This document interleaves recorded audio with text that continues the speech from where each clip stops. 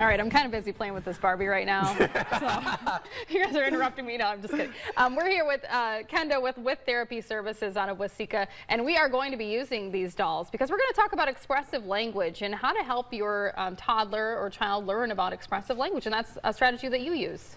Absolutely. The beauty of speech and language skills is you don't need all the fancy toys. It's things that kids have around the house or that we can find even here, right? Yeah, to play with. On our desks, because we have these.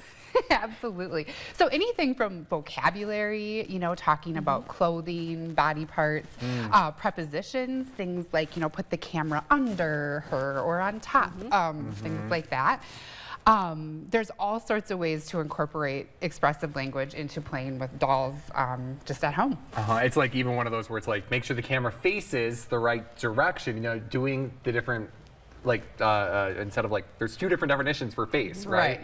Face and face it, Absolutely. And even, things such as like emotions, like, oh no, she dropped her camera. How is she feeling? Is that make her sad?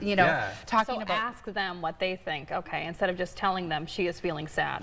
Yeah, or even just if we're not asking, even if it is just modeling those words, oh, she dropped it. I bet she's feeling sad. What could we do to help her? Even things like WH questions, like where is her camera? What is she going to do with it? What about my dinosaur? I'm trying, buddy. Well, I think it's like where is he feeling? Is the dinosaur feeling sad or happy, or is the dinosaur can't really tell hungry? because the dinosaur's mouth is wide open. It looks hungry. Yes. I think it looks happy. Oh, okay. Perfect. Hanging out with Barbie. You ready for this? Why? Yes. See, there you go. Yes. Why is he happy? Why is he happy? Hanging out with Barbie. Oh, okay. Perfect. So at what age do you think that you can start really incorporating these tactics with their toys? Actually, the younger the better, because before speech and language skills come, play skills come. So imitating play is a skill that comes before speech and language does. Even things like environmental sounds, pretending the dinosaur is eating, like, or yuck. The kids actually like the yuck much better than the but different things like animal noises, things like that are going to come first. And so the more we model, we always say meet them where they're at and one step further. So if they're not using words yet, we'll do environmental sounds and one word. If the kid's using one word pretty consistently, we model two words. So we're always meeting them where they're at and then doing just one step further so that we can help them develop those skills. Oh, that is so interesting. This last weekend I was with my cousin who just turned 2, and it was so funny seeing different people interact with her. Like some people were using like full-on sentences, and then other people were like,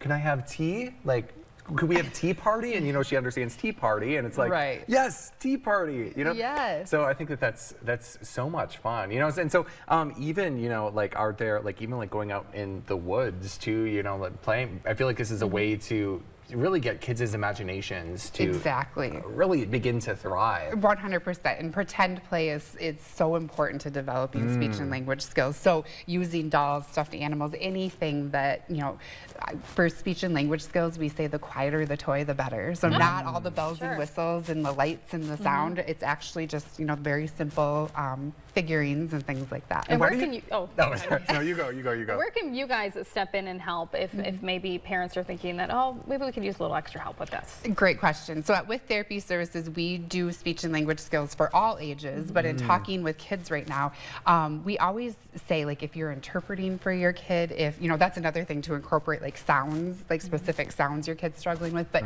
if you're interpreting and other people aren't understanding, or just if, they aren't necessarily using language in the same way that other kids their age are, give us a call and we can talk you through as to maybe things to do at home, or maybe it'd be a good idea to come in, let us meet them, do an evaluation, and see if speech and language therapy is something that might be able to help. So interesting.